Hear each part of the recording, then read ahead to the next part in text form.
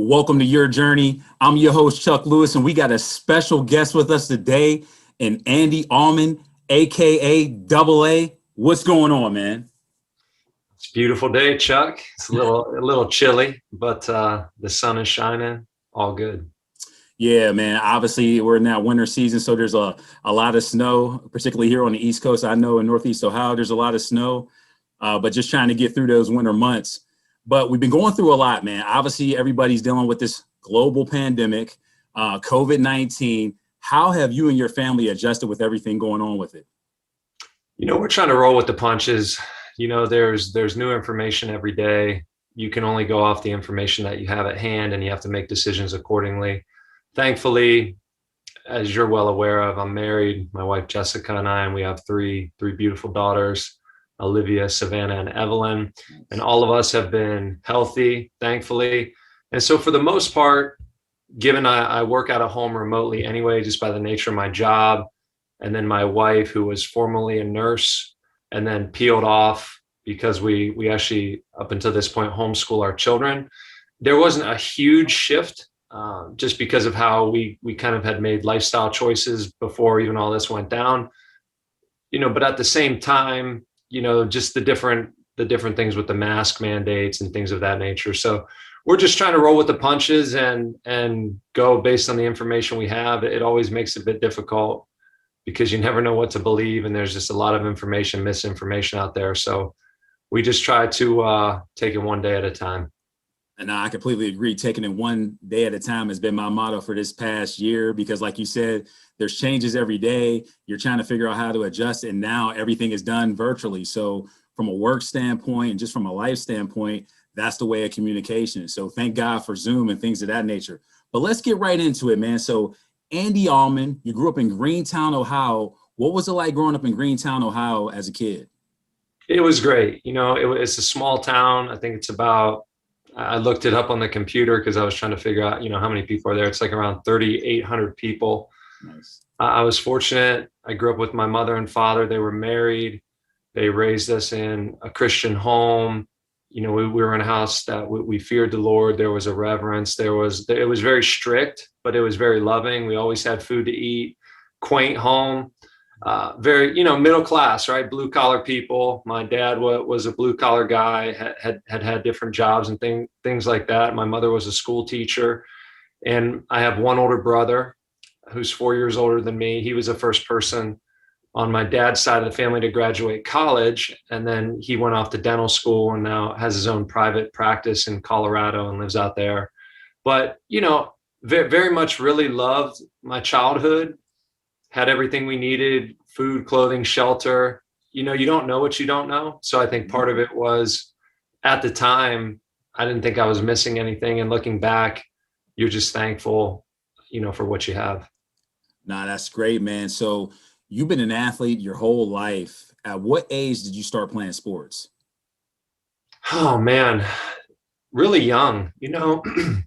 I think just messing around in the backyard and at the school. We were fortunate, when my parents made the decision to move to Greentown, it was for what they could afford to put us in at the time, which was the North Canton School District, which was one of the higher rated public schools in Stark County. So I would go down the street, I'd go down to the park, I'd go to the school. It was within walking distance. I'd ride my bike. So, it was one of those things where sports was involved super early. I'd say more formally on a team, probably around, second or third grade. But as I went through, did basketball, track, football, baseball, even dabbled in a little karate for a hot second. But baseball was actually my first love. And then it kind of transitioned to football over time. But sports was involved in my life very early. And I was a kid that I just wanted to be outside all day long. So we would hit the video games up and do all that. But that was after we had maxed out the day with athletics. Nah, man, that's nice, man. So you attended North Canton High School. Talk about what your experience was there as a student and as an athlete. Yeah, so good experience, right? I mean, it's one of those things where the way in which the school district was set up is I went through Greentown Elementary up until sixth grade. Nice. And so when I went to middle school, which was 7th and 8th grade, then you merged all of the elementary schools in the North Canton School District. So really, it was really middle school where I met a bunch of new people, and then ultimately then into high school. So it was a good experience, right? It's a Division I school. From an Ohio perspective, that's the highest and biggest, most largest school. Academics came relatively easy to me, but at the same time, I wasn't big into books. I wasn't big into doing things, or even really in many ways going about things the right way. It just, to me, school was boring and it wasn't something I really wanted to do. But early on, like grade school and things like that, I really enjoyed it. But as I got older into middle school and then into high school, it was just more of a, what do I have to do to get from point A to point B? I got decent grades though, 3.0, 3.2, somewhere in that neighborhood. And, positive experience. So positive experience academically, and athletically. So I went and I played baseball up until I think my freshman year. And there's just too many sports, right? Because if you're doing baseball and track, you have to kind of pick one. So then baseball got peeled off. Basketball got peeled off before I even got into high school, because football then started to get, it's more of it's an off-season training, 7th, 8th grade. So then basketball was the first to go. Baseball got peeled off really because of track. And then it became kind of track football to the end. And then I even peeled off track before, I think, my senior year, if I remember correctly. But very positive experience. No, it seemed pretty positive. And from a football standpoint, things were taking off pretty well for you. And just in the midst of that, going into your senior year, you decided to transfer. You decided to transfer to Massillon High School. And what ultimately put you in the mind frame to make you make that decision to leave North Canton?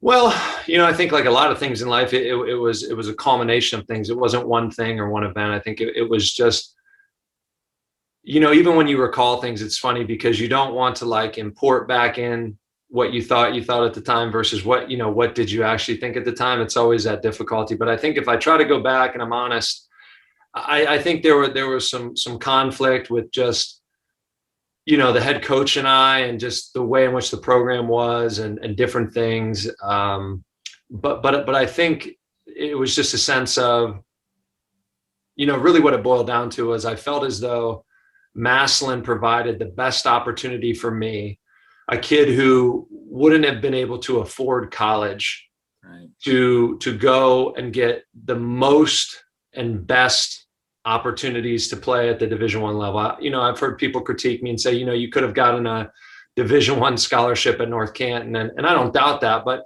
it wasn't about right and wrong. It was about good, better, best. And so for me, that was the best decision at the time. And, it really worked out. It really worked out well. And I think really how that decision first kind of got planted before I knew it, but then looking back, I can kind of see it in its seed form, how it started to develop is my dad and I went to a Massillon McKinley game at Fawcett Stadium.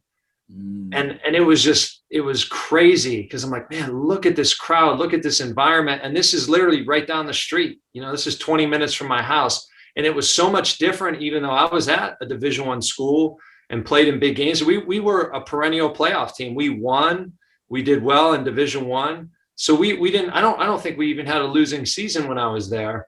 But it was just so much different. And then I think when it was the decision was, man, I'd like to maybe look around. My dad and I, after a practice, were coming back from Krause's Pizza. He would take me down. We'd get a big pizza, smash the chicken, the JoJo's, maybe some wings on the side. Don't get the coleslaw in there too. Don't forget the ranch. That's right. That's right. Nowadays it's blue cheese. I've upgraded. You got to upgrade from ranch to blue cheese, but such is life. But we're on our way home, and I was like, I really just I'd like to just look elsewhere. And he's like, well, let's do it. And so then it just became this process of this man named Dwayne Knight, who worked for Stark Glass, was a contracted, vendor at Portage Lakes Career Center where my father worked. And his kids went to Massillon. He was, he was an Army guy, West Point guy, or I think his son was, or both of them were. But he kind of opened up the opportunity, and then that kind of then the process began. Some people were like, "Oh, you got recruited. You got recruited." I'm like, I didn't get recruited, which is the honest to goodness truth. It was just a matter of when I had made that decision, we'd like to go elsewhere. I think sometimes people think it's one decision, but it's two separate decisions. It's the decision to leave where you're at, and then the decision to go where you're going to go. Yeah, and when you transfer, you have to start all over. You got to start all over from meeting new friends, new teammates, new scheme, but you transition pretty smoothly. You helped Massillon get to a 12-2 record that year. By the end of the year, you were ranked in the top 30 weak side defensive end. You were ranked 28th. What motivated you to perform at such a high level that year?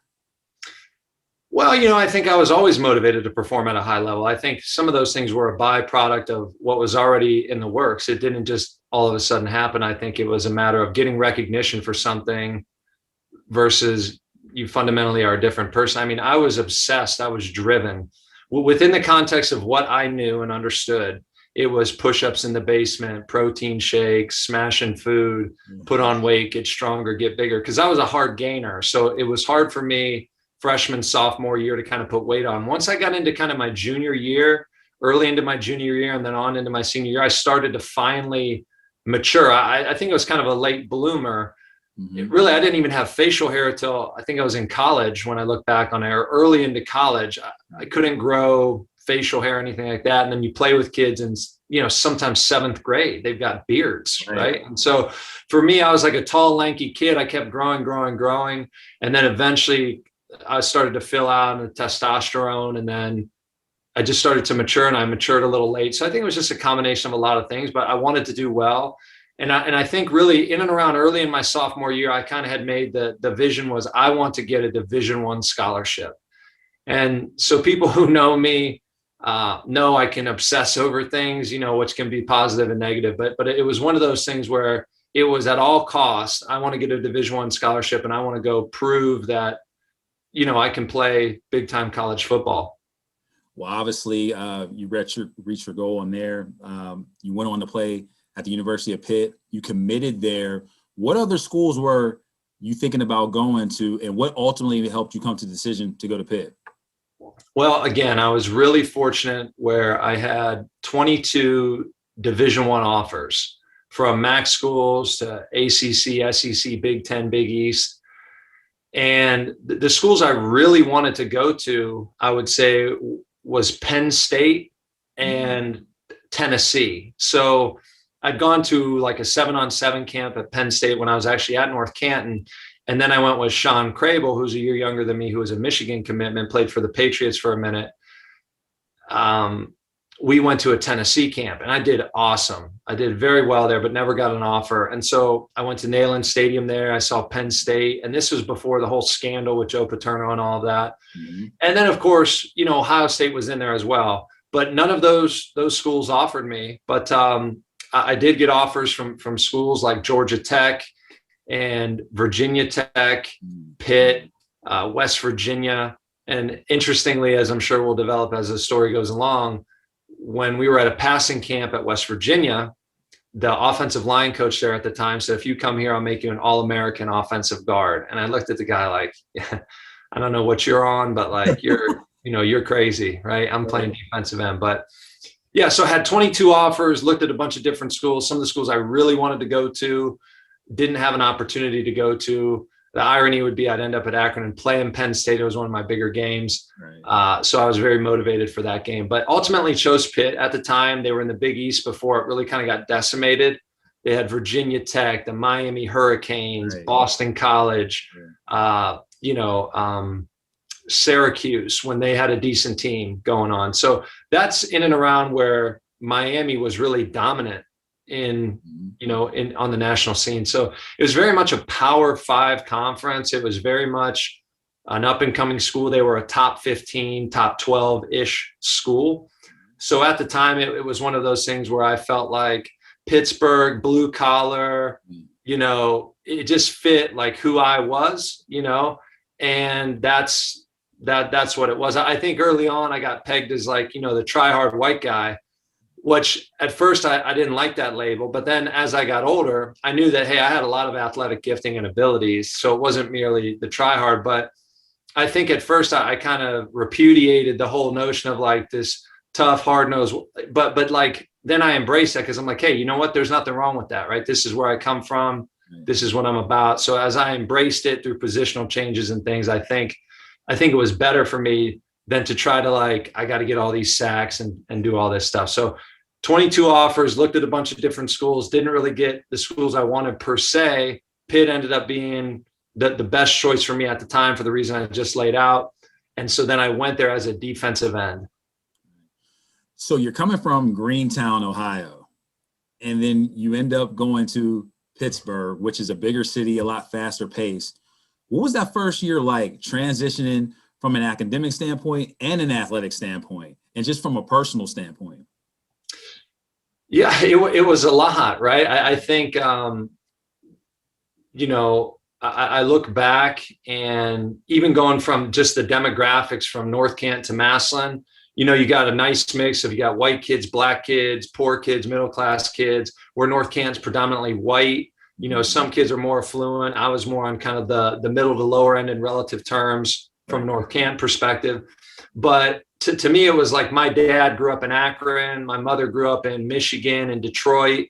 And so for me, it was like, I felt more at home with like, that demographic of people, whether you're white or black. It was just that more of that blue collar, you go to work, you don't complain, and you find a way to get it done. And so for me, in that sense, it wasn't a huge transition because Massillon, I felt like in many ways was more comfortable to me than North Canton, just from kind of a socioeconomic perspective. But in a sense of just the jump to be in a city on your own, I mean, it's a lot, right? You're on your own.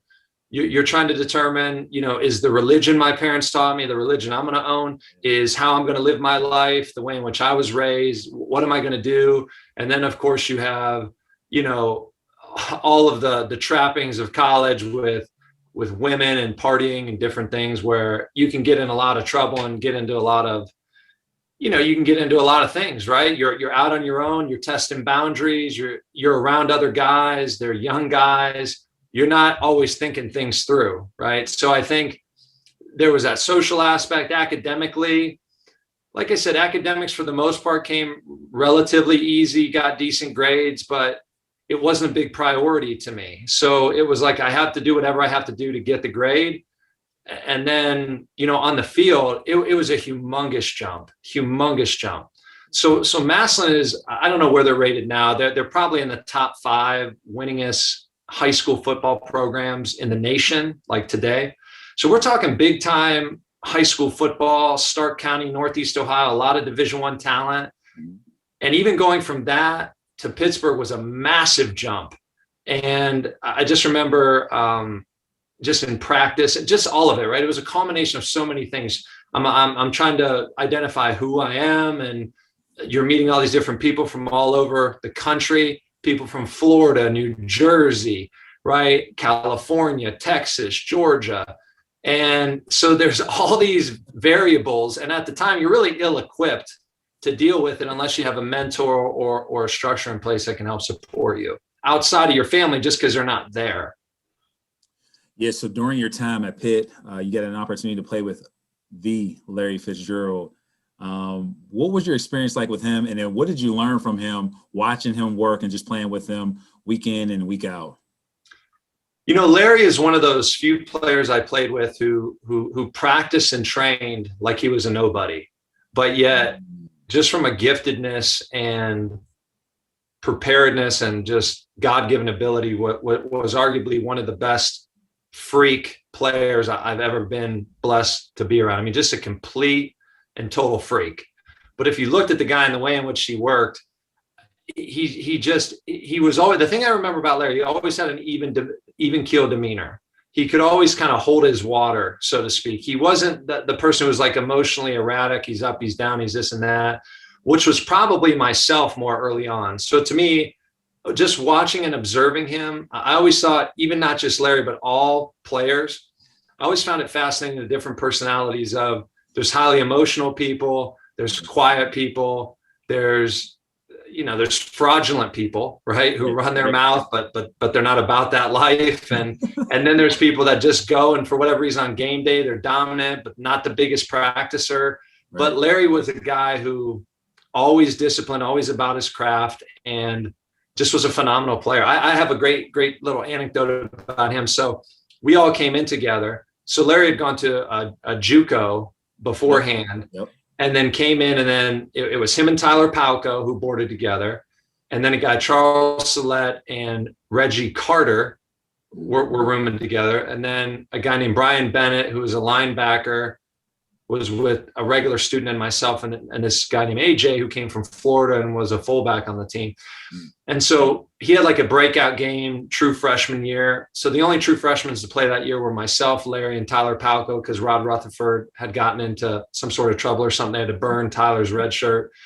And Larry had this phenomenal game versus Texas A&M. We come back, and because you kind of come in as a group, you're kind of repping for the group, right? So like you're an individual, but you came in as a class, you're repping for the class.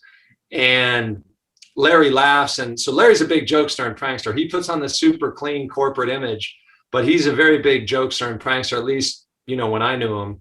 And he starts laughing, and he shakes his head and he goes, you guys don't understand.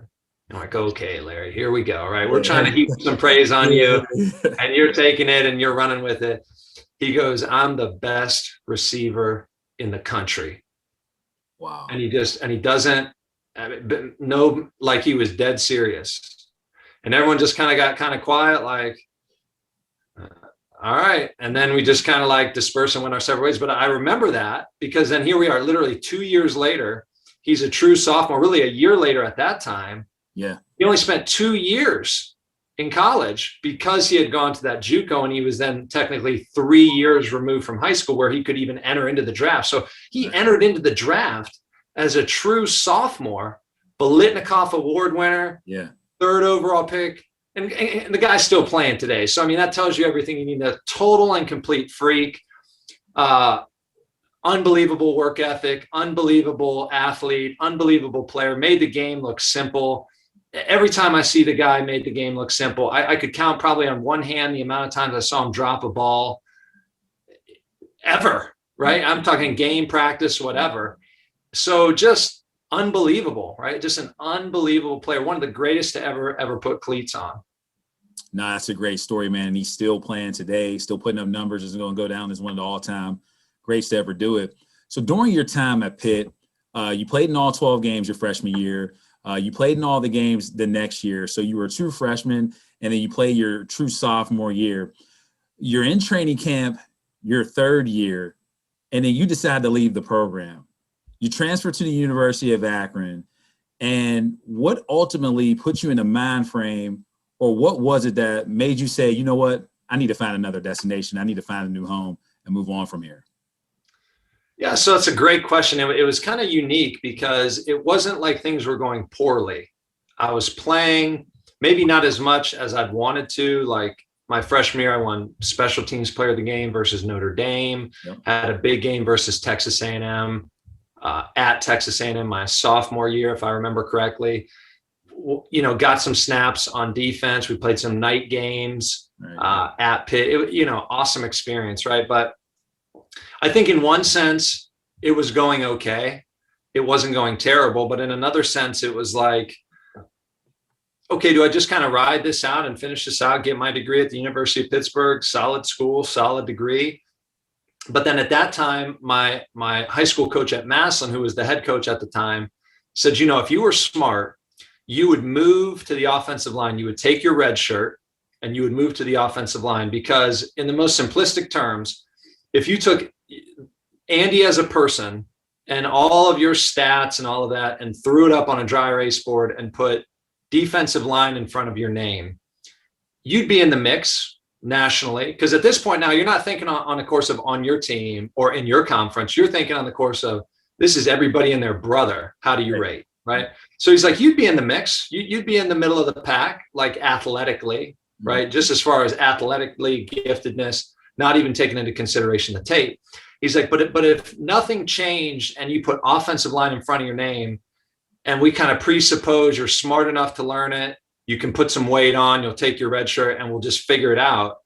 You can maintain that athleticism, then you could be on paper, and you got to put the work in on tape, right? Because the tape doesn't lie. But if the tape doesn't lie, then the hypothesis was, if I could maintain the speed, agility, and this and that, I could be a freak of an athlete in relative terms to other offensive linemen, as opposed to in the middle of the pack in relative terms of defensive linemen. So that was kind of the seed that was planted. And then eventually, again, it was like it was going well, but it wasn't going phenomenal. So it was like, you know what, I think I'm gonna pull this plug. And then we started down that road. So you transferred to the University of Akron. It's about 20 minutes away from Greentown. You know, what was that transition like, transitioning back home to your comfort zone? Well, I think to take one step back, even just to leave Pittsburgh, I didn't realize how big of a process that would be. So I knew that, okay, I'm going to go to my coach. I actually went to my coach with a guy named Charles Spencer, who he was on the D line. We called him Big June. He was playing D tackle, nose guard. At that point, I had moved from DN down to like a 3 technique. And I said, hey, what if you and I, because we had some people who were going to graduate during spring ball, what if you and I went to the coach and, you know, I played guard, you'd play tackle, and we moved to the O-line, because he and I had kind of become friends. They let him move because he was just a massive freak of an athlete, just a big man who, when you look at the O-line, you either have these naturally huge people who struggle to get weight off when they're done playing, or people like myself who are like a tight end type who struggle to put it on while they were playing. So I think he was like a plug and play, where they're like, we need you on the D line and we're not going to redshirt you. We're not going to be patient with you. So at that point I said, okay, well then I'm out of here. But what I didn't realize is, as I'm burning the bridge, as I'm walking over it, I didn't know where I was out of there too. And so what I didn't realize is that was in the fall camp of that year. And when you transfer Division I to Division I, you have to be enrolled by the add drop period, or you lose an additional year of eligibility. So when you transfer Division I to Division I, you automatically have to sit out a year. Right. If you're not enrolled by the add drop period, at least those were the rules at the time, then you lose another year, which kind of defeated the purpose of transferring, because then I'd only have 1 year of eligibility to play. I'd take my red shirt, but only have one to play. So so if you were on semesters versus quarters, certain schools were automatically out. The other thing I didn't realize is, because I was on a full ride, I went to Walt Harris, the coach. He did not release me from my scholarship. And so if you're not released from your scholarship, you're not legally allowed to engage directly with the football people, administrative people, whatever. You now have to enroll as a regular student at a university. So not only were semesters to quarters and all the NCAA regulations, those schools were out. Schools that were in conference, if I remember correctly, those were an additional year sitting out, because they thought it was like a competitive, they didn't want teams switching back and forth, swapping players in conference. Those were out. And then Coach Harris created an arbitrary list that, whether it's, you know, they're on a future schedule or recruiting or whatever, where you can't go to any of these schools either. So now I had 22 offers coming out of high school. A lot of those schools now were off the table for the reasons I just mentioned. And not only that, but I couldn't talk to any of them. So I had to enroll as a regular student. And at that point, we seriously considered going 1AA just to get me into school. So I remember driving home from Pittsburgh crying, thinking I'm never going to play again. And I just made the worst decision ever, because I wanted to leave. But again, it's 2 separate decisions. It's the decision to leave, and then how do you get in the decision to get into where you want to go. So me getting in at Akron was me initially applying as a regular student. They said we're full. I tried to work it around and get in. I eventually get a phone call. I'm at Pittsburgh, where, another quick anecdote, I'm at Pittsburgh clearing out my apartment. And I think I was in Cranberry, in and around Cranberry. And I get a phone call that says, hey, we're able to get you in, but you have to email over, fax over this paperwork, sign, scan, fax, email, fax, whatever it was. And they had just shut off the internet at my apartment. Now, I'm not thinking at the time, but now granted, this is also 2004. So we're talking about 17 years ago, right? So this isn't like, internet, you just go down the street as much. I mean, internet's around, Yeah. but like you got to have some sort of place, you know, for to go. So just in haste, I didn't really think about it. I thought, well, they have to rehook up my internet. So we're there, and the internet provider truck, which I just assumed had just disconnected mine, I run this guy down in the parking lot. I say, hey, did you just disconnect apartment, you know, whatever it was at the time? Yeah, we did. And my dad paid him money to hook it back up so we could get this application in, because it was this bureaucratic paperwork. And then I get a phone as I'm getting my security deposit and truing up my prorated, you know, monthly rate or whatever. And they're like, you know, you're in. And I started to cry. I'm like, now I was just happy to be in a school. So that's how I even got into Akron. So as far as living at my parents, that just became a product of, I was not released from my scholarship. So I left full boat, full Monty, all in, paid on the table because I trusted in myself and believed in the vision, and said, you know what? I'll leave a full ride on the table, humble myself, go to Akron, who I would have turned my nose up to initially as a MAC school. I'm better than them. Not only that, now I'm going to play O-line. And not only that, but I'm going to redshirt. And not only that, but I'm going to redshirt with freshmen who are walk-ons and people who have no business even playing. So it was just humble pie, right? It was just a humble pie experience, which was good for me. But I had a vision, and I put myself on the tracks to accomplish that vision. And then next thing I know, I'm back in my parents' house, paying for school, pulling out student loans, and playing on the offensive line. I think one of the things that you take from that is, on the road to success, it's sacrifice and then it's timing, right? So I think what you're talking about there is just the sacrifice that you had to give up, like, hey, maybe having to pay for school, you're not sure exactly where you're going to go. And then the timing of when you got the call, and then the guy, you got just shut your internet off, he's literally walking out the door and just tracking them down. So it boiled down to just you, hey, I'm just going to make the sacrifice, I'm going to have to pay for school. But then it boiled down to timing too, because if you miss something here or there, maybe you don't get the paperwork in. And that's what it boils down to when you're trying to make things happen and you're trying to be successful and you're in the midst of trying to make decisions. But things got better. After you redshirted, you started offensive guard for the Akron Zips, started all 12 games, played phenomenal that year, and you helped lead the Zips to a MAC championship in your first year. You know, what did it feel like to make history at the school? It felt absolutely unbelievable. I mean, I can't even put into words. Words can't describe. There's a handful of moments in my life that are truly, you know, life altering, life changing. And that was just one of those moments where I remember after the game at Ford Field, I had the hat on and I was just so emotional. Yeah. I couldn't even, like, I'm recalling it now, I'm getting emotional because it just, so much sacrifice, so much hedging a bet, so much betting on myself. And you got to realize, when you get hurt, when you get told it's not going to work or we're going in another direction, and you're in a highly competitive environment, that can be crushing, and that can really shake your self-esteem, your identity. It can make you want to quit. And it just was one of those things where the irony before that is again, I have no ill will toward Coach Harris, but this is just the facts, is at that time, in or around pregame meal or somewhere around that time, he had then left and gone to Stanford. So when that occurred, I had then got released from my scholarship, and the AD let me know. Then Akron put me on a full ride. So I ended up getting put on a full ride, but then going into that, you know, I redshirted in 04, going into the 05 season when we won the championship. We were getting ready to go into, I believe, the championship game.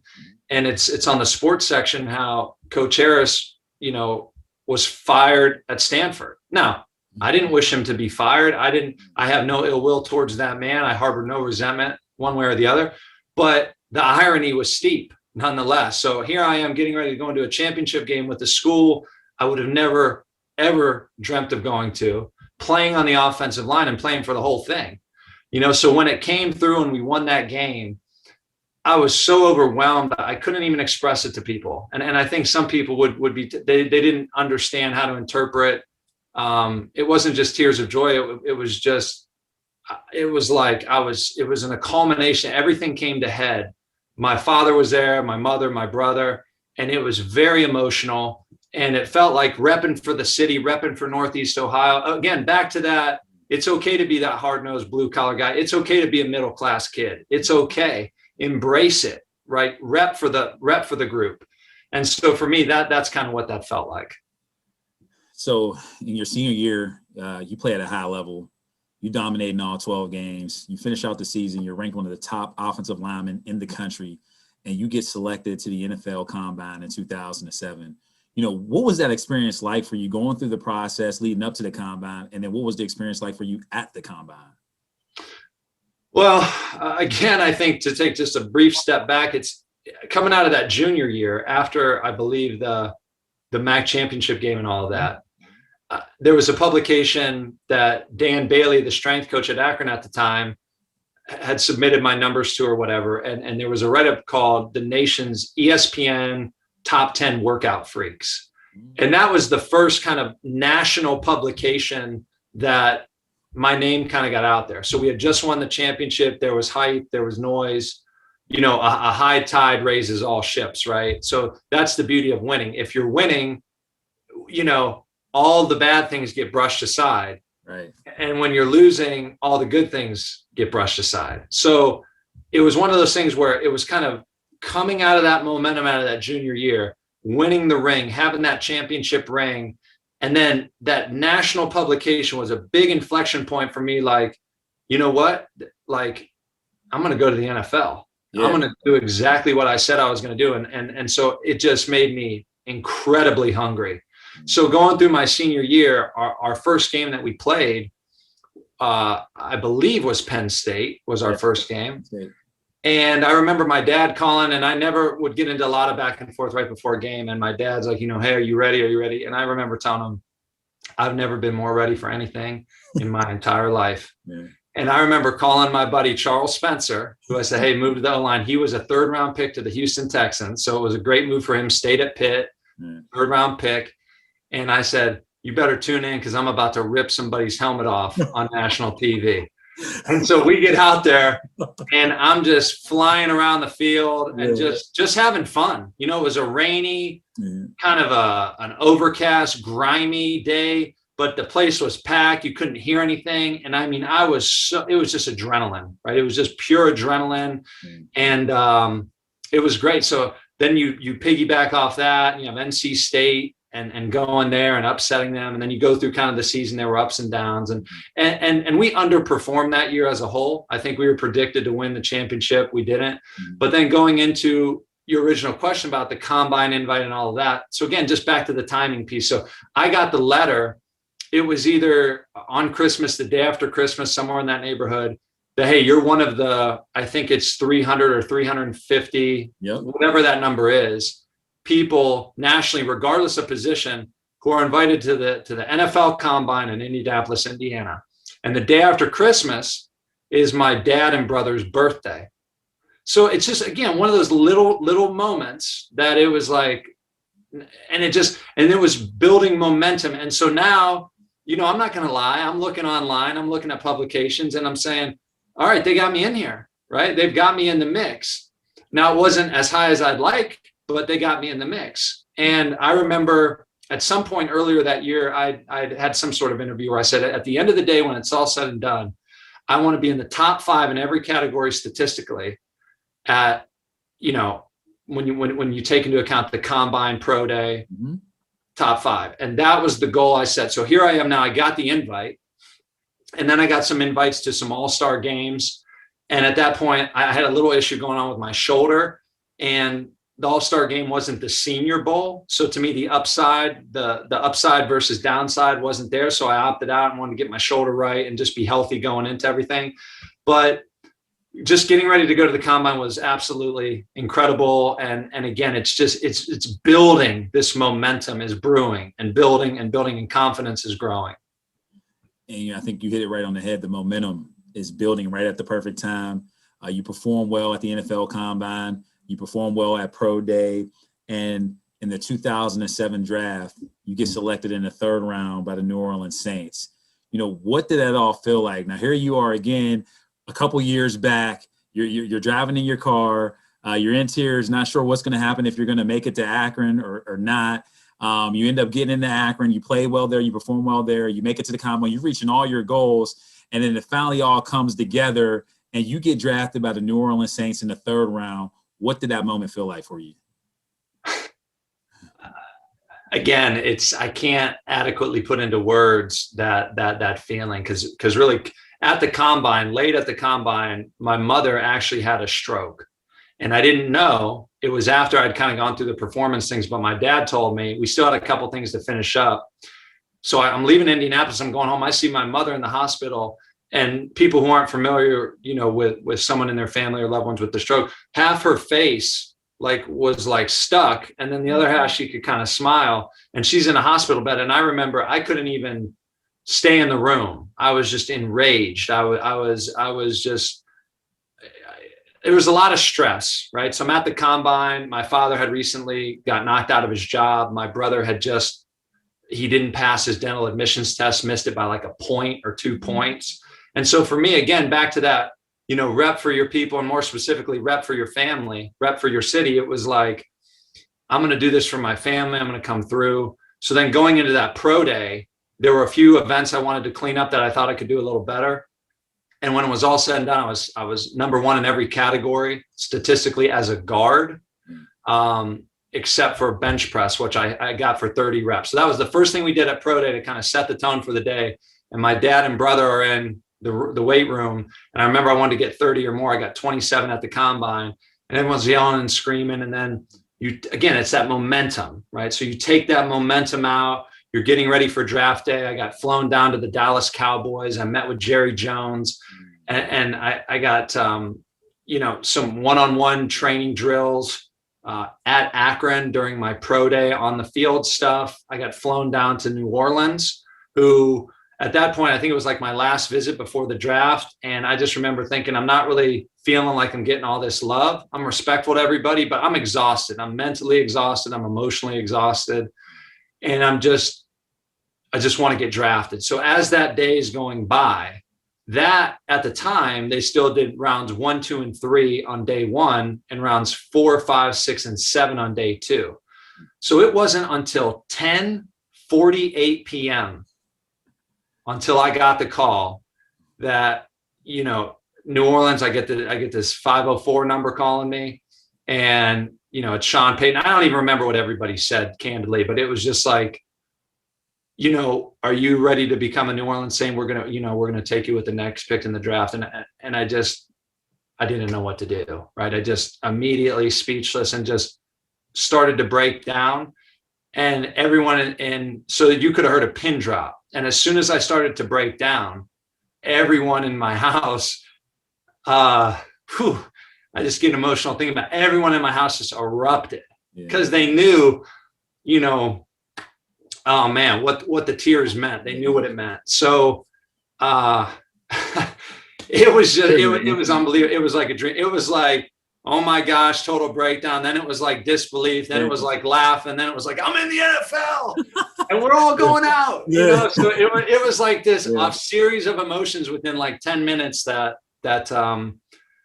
how do you recreate that? It's I'm forever grateful. Well, I think you touched on it. So like a lot of people look at the combine, or they look at games, and all they see is the games, or all they see is like the combine.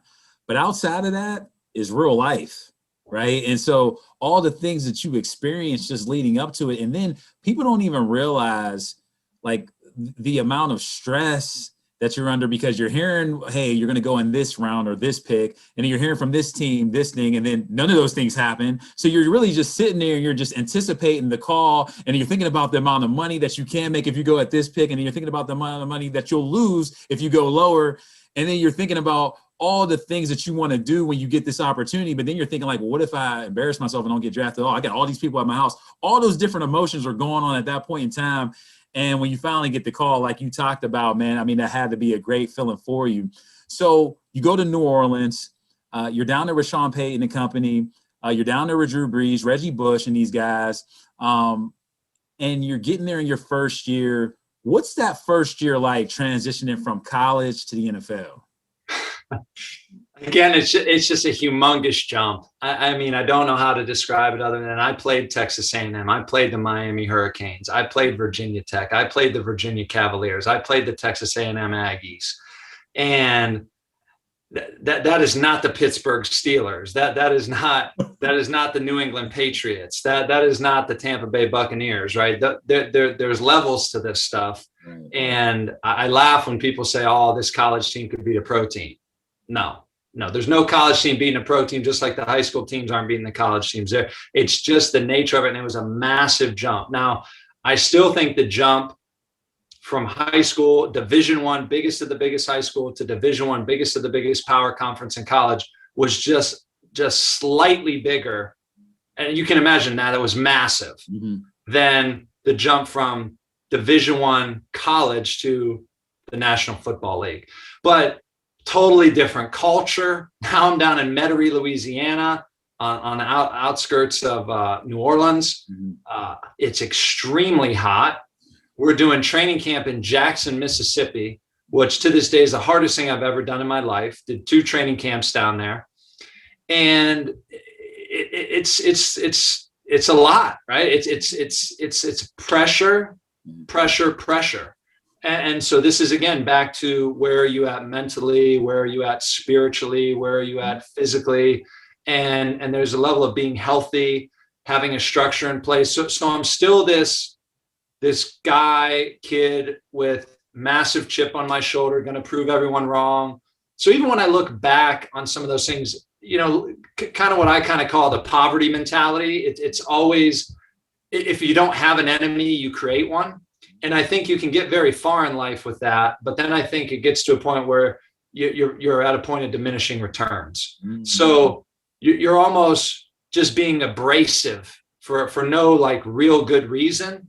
Just because it's a coping mechanism of, it's a defense mechanism of, I'll show you, I'll beat you. So I struggled with the maturity, candidly, of just getting along with people in like a meaningful way, knowing like we're competing for each other's position. I didn't do the best at that. But there's a certain aspect of, I don't know how you get around that, right? There's other people. So it just was, again, a combination of, I'm coming out of college, I'm not making all the right decisions. I'm now in Louisiana, different culture, different team. It's extremely hot, high pressure. I'm a high pick. So I'm the 4th guard taken at my position in the nation. So, high expectations. So, the knife is at the throat a little bit. But yeah, and candidly, the reality was I'd only played 2 years on the offensive line. So it was still very much a reality of, I was still learning on the ropes as I went. So in 2008, you were released by the Saints. You get picked up by the Miami Dolphins. What was that transition like, going from New Orleans to Miami? Well, that transition was quite interesting because we had just broken camp in Jackson, Mississippi. We got back to New Orleans, Metairie, where the complex was. And this was after Hurricane Katrina, which was a year or two before. And Hurricane Gustav was about to hit, and they had evacuated the city. So now they're extra precautionary, evacuating the city. So now I've been released. I have an apartment full of rental furniture, and then there's a combination of things I own versus things I just, I'm a single male. I had like, I don't care what you put in there, right? It was like, throw whatever you want to throw in there. But I'm packing up all my stuff. I'm stuffing my Lexus car that, oh, by the way, I bought before I got drafted. For all those people who ever watch this, don't buy a new car, and don't buy it before you have money to pay for it, just as an FYI. But I pack up everything. Thankfully, I got drafted, could make that car payment.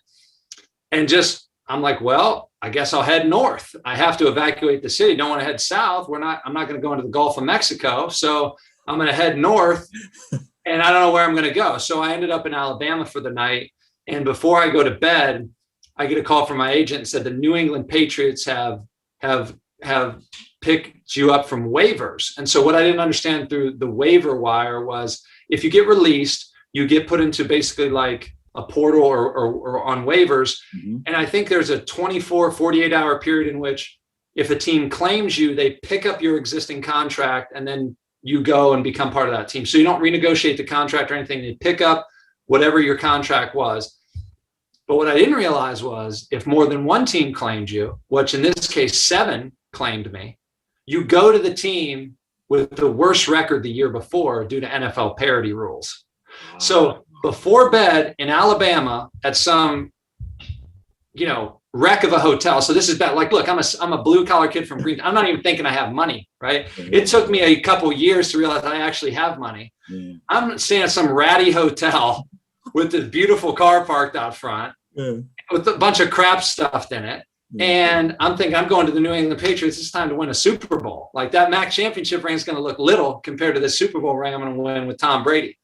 So I keep heading north that morning. Now I'm in Tennessee. I get a phone call. Hey, Andy, this is Jeff Ireland, the general manager for the Miami Dolphins. We're going to pick you up off waivers. So I have no idea what's going on. I have no idea these rules or anything. I have no idea 7 teams put in a claim for me. All I know is I'm a New England Patriot. So I'm like, okay, how do you feel about that? Great. I'm like, I don't know what's going on. I don't even know who this is. You know what I mean? Yeah. So I call my agent. I'm like, what's going on? I thought I was going to New England, blah, blah, blah. So I'm thinking it's something he did. And he explains to me, no, this is kind of how the rules work and everything else. So now Jeff Ireland said, hey, get something to eat, go to breakfast. So I remember I go off to a Cracker Barrel because you're in Tennessee, right? You're in Cracker Barrel country. It's either Waffle House or Cracker Barrel. So I'm like, a Cracker Barrel is a little better with the potatoes than Waffle House, a little grimy. That menu may not be clean. And I go to Cracker Barrel, get the little sampler, in the morning. And I'm thinking, okay, I just drove however many hours that is, 10, 12 hours north. Now I'm going to turn around and drive south. And they say, no, you're not going to drive because now we've broken camp. You're about to go into the first week of the regular season. Yeah. So apartment in Metairie, Louisiana with stuff in it, a car stuffed with the rest of my stuff in it.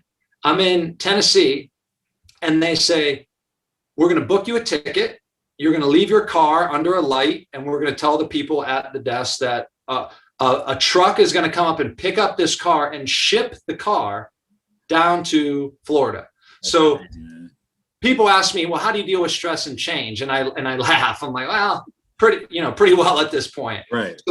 So here I am. I'm in Tennessee. I want to say I was at Nashville, and I'm about to fly out of here, leave my Lexus in Tennessee, my stuff's in Metairie. Now I've got a duffel bag. So I went from a car full of stuff to a duffel bag full of stuff. I go down there and say, you're going to dress this week. Here's the playbook. And oh, by the way, we're going to have you try to play center rather than guard. And they're like, how do you feel about that? And of course, the answer to that question is I feel great. Like you tell me to jump, the question becomes how high, right? It's not a matter of, well, I don't like that. I'm against that idea. It was like, I feel great about that. Meanwhile, I was terrified because I hadn't really played center, even though looking back in retrospect, that's probably the position I should have played in college that would have better prepared me, for the NFL, but that's another story. But this all happens. I go down to Miami and that's how I get down there. Yeah. And then eventually I grind my way into the lineup. And then unfortunately, I'm playing throughout the year and I think every game. And then we're playing the Buffalo Bills in Toronto, which was very bizarre where the Blue Jays play. And that was crazy too, because they're doing the O Canada and we're doing the national anthem. I thought it was like a scene out of Rocky IV. And we're there and our left guard, Justin Smiley, who the Dolphins had signed for a big contract in the offseason, went down and ended up, he broke his leg. So if you're out there, wish you nothing but the best, you and your family. But at that point, I got to get into the lineup, started the last 4 games of the regular season, then started the playoff game versus the Ravens and ended up grading out the highest versus the Ravens. Yeah. So you play in that playoff game, your first playoff game. This is in your second season in the NFL. You're going up against the Baltimore Ravens, who have Ed Reed and Ray Lewis. What was your experience like playing against those guys? Everyone asks, what was it like playing against them? And I tell them I wanted to rip his head off like a wet paper towel. I mean, there was absolutely totally locked in. Haloti Nagata, all those big boys up front. I mean, they were the real deal, right? Yeah. And I think Trevor Price was one of them, if I have the name right. Yeah, Trevor Price. big, tall man, big man. And, but what I candidly remember in that game is we had thrown a couple interceptions and me running down the field, trying not to get destroyed by somebody, and running after Ed Reed, who's, carrying the ball around like it's a loaf of bread and just running around out there like it's backyard football. So Hall of Famer, Ray Lewis, Hall of Famer, Haloti Ngata. He's a multiple perennial Pro Bowler, just a ton of just bad dudes on that team. And it was great though. And it was great for this reason, because the greatest lesson I learned from football is mental toughness. It wasn't the food. It wasn't the fame, the accolades, the trophies, the rings, the traveling, and all the amenities. It was that you can get cut, beat down, traded, hurt, disrespected. Things go good, things go bad. But if I can go out there and lay it on the line, and if I win, I win. If I lose, I lose. It goes back to that Theodore Roosevelt, the man in the arena. It's not those timid souls that neither know victory nor defeat that are poking fun at the person who's out there in the arena. But when I got to a point of, I don't care that you're Ray Lewis. I don't care that you're Ed Reed. I've now carried that mentality into the private sector and the business place and my life, where it's very freeing and liberating, because I don't need the affirmation from everyone else to feel as though I'm something, when I draw that inspiration, first of all from Jesus Christ, but then also from the fact that I've been beat, bloodied, and left for dead, and I found a way, and I'll find a way again. Nah, man, I think all that stuff is great. And so you're in the summer of 2010, you're playing for the Indianapolis Colts, and then you decide to walk away from the game and retire from the NFL. What was going through your mind that ultimately put you in a position where you said, it's time to move on. I've played my last football and I want to retire? So again, culmination of a lot of things. Unfortunately, coming out of that 2008 season, phenomenal season, 11-5, AFC East champions, clinched the division, New York Jets night game, Baltimore Ravens lost, but crazy environment, fantastic game. Got elbow surgery after that, got some things cleaned up, recovering. But in that offseason, I hurt my back. And that was really, looking back, kind of the beginning of the end. So it started to kind of become this lingering back thing. And so because I was, again, that guy who struggled to put weight on and struggled to keep it on, it affected training, and it affected just physicality. And so when I had to constantly bang, and that mass on mass on people, I couldn't train the way that I needed to train. So I trained extremely hard, but my body started to kind of break down. Then I got a little MCL injury in there because I ended up with the Kansas City Chiefs. And then the back thing flared up again before the Broncos game. And so it just was a combination of injuries, bouncing around. At that point, I'd been to 2 high schools, 2 colleges. I was on my 4th professional team. The injuries and things were affecting me, and just mentally and psychologically. I had met at that time, who's now my wife, and we're getting ready to celebrate, by God's grace, our 10-year anniversary on March 5th. And we have 3 beautiful children with one another. And it just, everything kind of came to head where I'm like, you know what? I've made all my money. I've made player performance checked. I've signed 2 contracts. I've signed 2 Reebok endorsement deals. I'm going to check out of here, fellas. Like, I'm going to cut bait, run. I'm going to get my retirement, and it's time to just do something else. So you've mentioned God and your faith during this time that we've been talking. What role has your faith played in your life, and how has it shaped you as a man? It's, at this point in my life, at 37 years old, it is everything to me. It is pervasive in everything I attempt to say and do, and the life I attempt to live. Again, which entirely separate, interview, but, raised in a Christian home, went to a non-denominational church, had experiences in, predominantly Black Baptist churches off in college, this experience with my teammates, because many times, you kind of can be the minority in situations. So just kind of exposure to different things, non-denominational, kind of Baptist church, and then kind of Pentecostal church. So in 2008, I had a deep, moving religious experience in Metairie, Louisiana at Victory Fellowship Church, which is a Pentecostal charismatic church. And Pastor Frank Bailey, and really just dedicated my life to Christ. And then shortly thereafter was baptized and was out doing like prison ministry talks and different things. Didn't know what I was doing, right?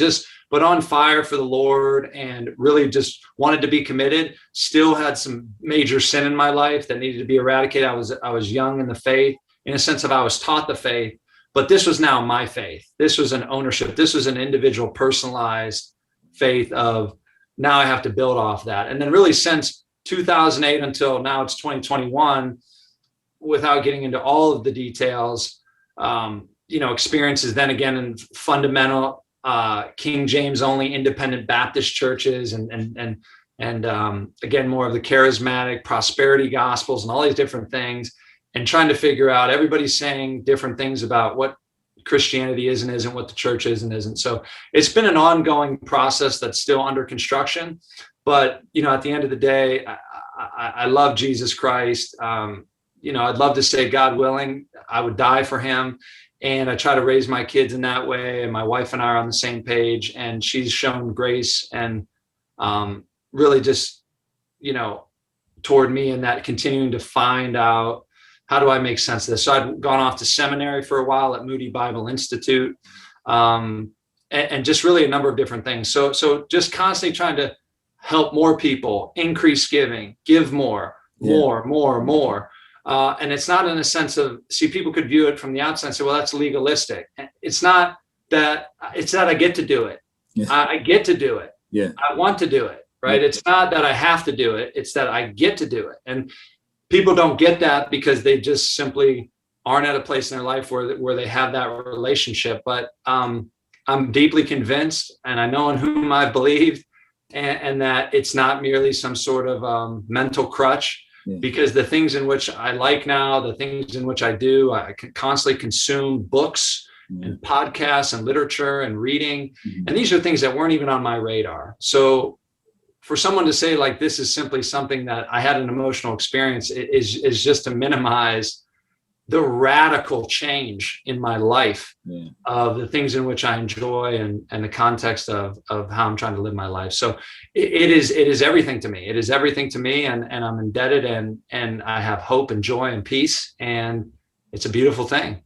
Well, praise God on that, man. That's always a blessing, man, when you can wake up with that peace that surpasses all understanding. And if you're not a Christ follower, you might not understand that, but that's a great thing, man, to all the things that we talked about, whether it's football or careers or school, none of that means anything if you don't have that relationship with God. And so for you to express that and to talk about that and what it means to you and your family's life and just passing it down to your kids, it's amazing, man. I wish you nothing but the best.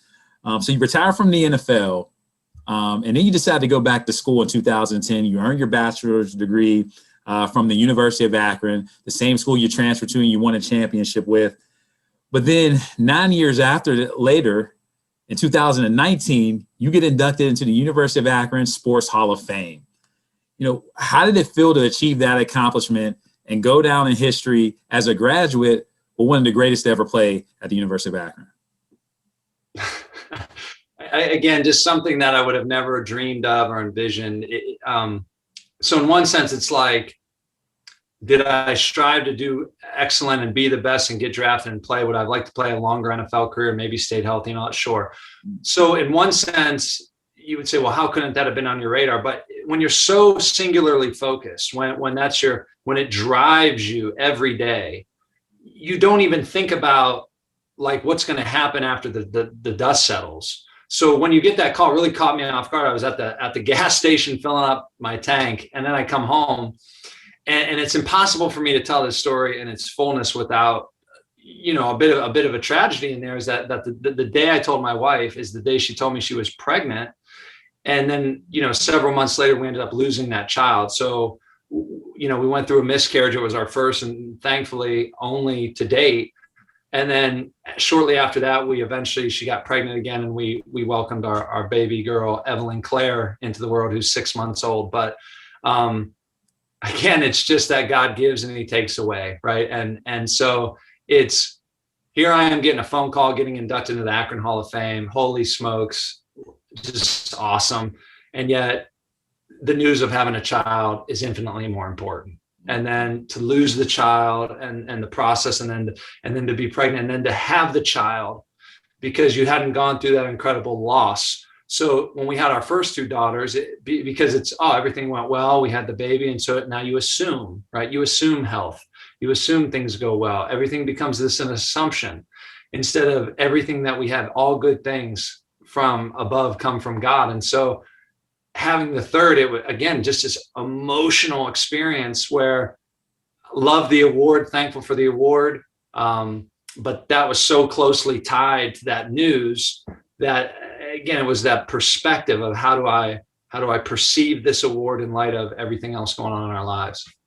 Oh man, that's great, man. So currently you're a senior account executive at Slack. Talk about your current role.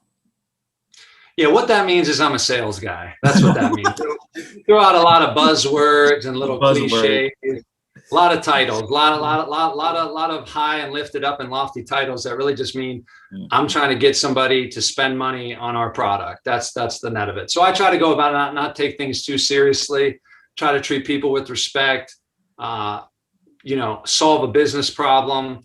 But it's great. It's a beautiful industry. Technology has radically changed the way in which we work in the world, and it's not going anywhere. So in that sense, again, it's just opened doors to different people and groups and places and things where it's like that Dr. Seuss book, oh, the places you'll go, or the things that you'll see. So again, tremendous blessing financially to be able to put money away from my wife, from my children, and very thankful to my current employer, for all of my past employers, but my current employer, Slack, who recently, it was announced that Salesforce entered a definitive agreement to acquire them.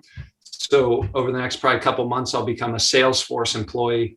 But everyone who's ever employed me, thank you. I appreciate it.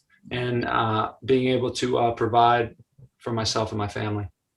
No, that's awesome, man. So now we're in the last segment of the show, which I call the top 5 segment. So I got some categories for you. So you give me your top 5 in those categories. So starting off with the first one, Andy Alleman, you played offensive line. Give me your top 5 offensive linemen of all time. Wow, that's a very difficult question. But man, I'm going to say Bruce Matthews, longevity. Yeah. Dermontti Dawson's got to be up there. Yeah. Walter Jones, big left tackle for the Seahawks, has got to be up there. Larry Allen. Man, there's a lot of good ones. Maybe Orlando Pace. He was good. I mean, this is just shooting him off the top. I mean, there's a lot that you could pay homage to, but those are some big boys who were good. I mean, I played with great players. Jari Evans, Carl Nix, Jeff Fain was a bad dude at center. Just, good, solid players who I played with as well. Good, man. So my next question is give me your top 5 NBA players of all time. Jordan, LeBron, Kobe, just instantly get them on there. And everyone's going to argue about Kareem Abdul-Jabbar and Bill Russell. I mean, it's hard to argue the championships. But I'm going to say Jordan, again, not no particular order, but Jordan, LeBron, Kobe, Shaq is on there. And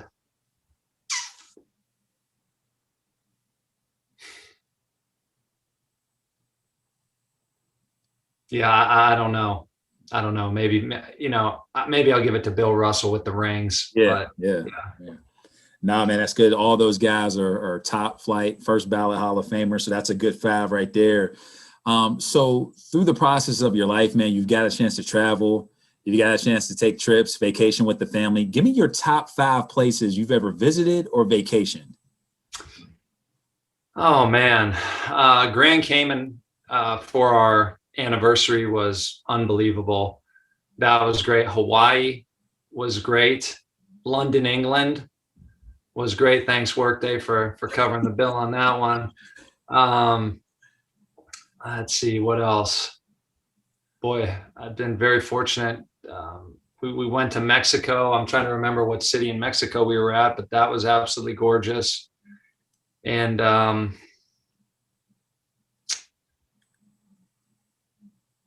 I don't have to say like Saint Lucia. It was one of the Caribbean islands, I believe. Yeah, so it's those warm, beautiful weather, which I need right now. For sure, man. I need that vitamin D. Hit me with that sunshine. No, man, we're all in the same boat right now. Everybody got blasted, whether you're in the East Coast or the Northeast Ohio area or Midwest, you got blasted with that snow. So those climates are great, and everybody's trying to get to those climates that you just mentioned.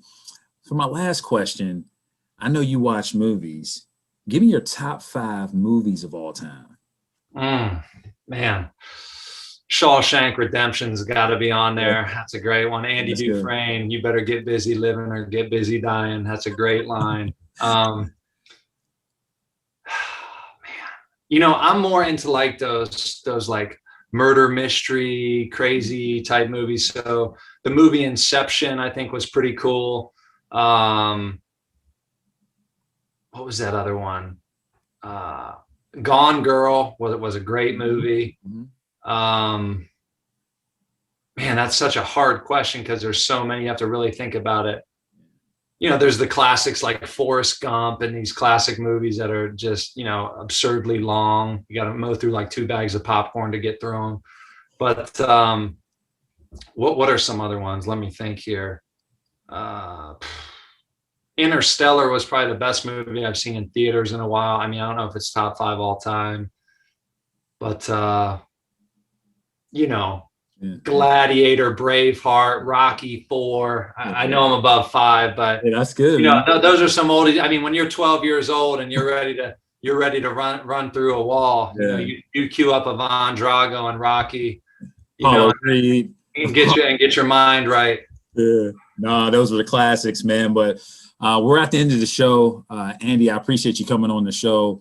You know, one of the things that I do at the end of the show, we talk about your journey during this interview. And so many times we're focused on like these A-list celebrities, actors and athletes, and we got love for them, but there's everyday people that have a journey that are making an impact in people's lives on a daily basis. And we want to make sure that we spotlight that as well. I think one of the things about your journey that I had to put a word for it was sacrifice. And the other word is dedication.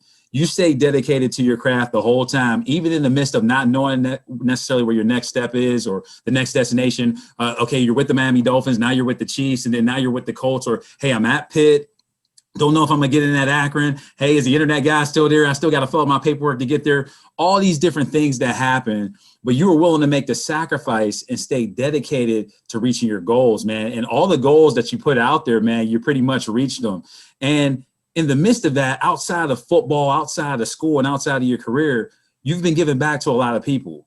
The young people that you worked with, even in coaching at Massillon, you went back and coached for a little bit, the mission trips that you've taken, helping others and people that are less fortunate, and just giving back what God has given you. It's been an unbelievable journey. I salute the work that you're doing. You haven't even hit your prime yet, so I'm excited to see what your future is going to bring. And so I'm thankful that you came on the show, that you shared your journey, and even you being a friend that I was able to be along for the ride too, man. It's been an unbelievable journey for me, being able to be a part of your journey that you allowed me to be in certain important parts of your life. So I salute the work that you're doing. Keep it up, and God bless you, man, on your road, man, to success. I appreciate that, Chuck, and tell Jayla and the boys we said hello.